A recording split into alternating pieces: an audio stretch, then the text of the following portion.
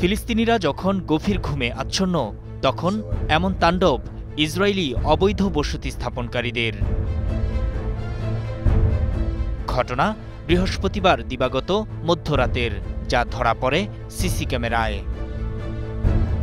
এরপর শুক্রবার সকাল হতেই ফুটে ওঠে তাদের এ ধ্বংসযজ্ঞ। কেবল এই গাড়িটিতেই নয়, আশপাশের আরও অন্তত ২টি গাড়ি পুড়িয়ে দিয়েছে দখলদাররা। ফিলিস্তিনের পশ্চিম তীরের রামাল্লা শহর ও আশপাশের গ্রামে বিভিন্ন স্থানে নিত্যদিনই এমন ধ্বংসযজ্ঞ চালাচ্ছে ইসরায়েলিরা। এ তো গেল বৃহস্পতিবারের তাণ্ডব। এরপর একইভাবে গাড়ি জ্বালিয়ে দিয়েছে শনিবারও। রামাল্লার উপকূলীয় গ্রাম মুঘাইরেও অন্তত ৩টি গাড়ি পুড়িয়ে দিয়েছে ইসরায়েলি যুবকরা।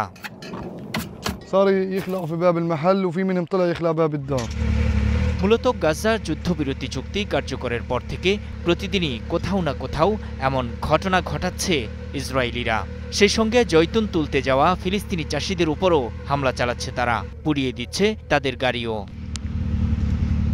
ফিলিস্তিন সরকারের উপনিবেশকরণ ও প্রাচীর প্রতিরোধ কমিশনের মতে ইসরায়েলি অবৈধ বসতি স্থাপনকারীরা গত ২ বছরে পশ্চিম তীরে ফিলিস্তিনি জনগণ ও তাদের সম্পত্তির উপর ৭,০০০-এর বেশি হামলা চালিয়েছে। এসব হামলায় অন্তত ৩৩ জন নিহত হয়। সেই সাথে বেদুইন সম্প্রদায়ের ৩৩ জনকে দেশ থেকে বের করে দিয়েছে। স্থানীয় কর্তৃপক্ষ জানিয়েছে, গাজা যুদ্ধ শুরু হওয়ার পর থেকে অধিকৃত পশ্চিম তীরে ১,০৫৭ জন ফিলিস্তিনিকে হত্যা করেছে ইসরায়েল, আহত করেছে ১০,০০০-এর বেশি, গ্রেপ্তার করেছে অন্তত ২০,০০০ ফিলিস্তিনিকে। নূর মোহাম্মদ, স্টার নিউজ।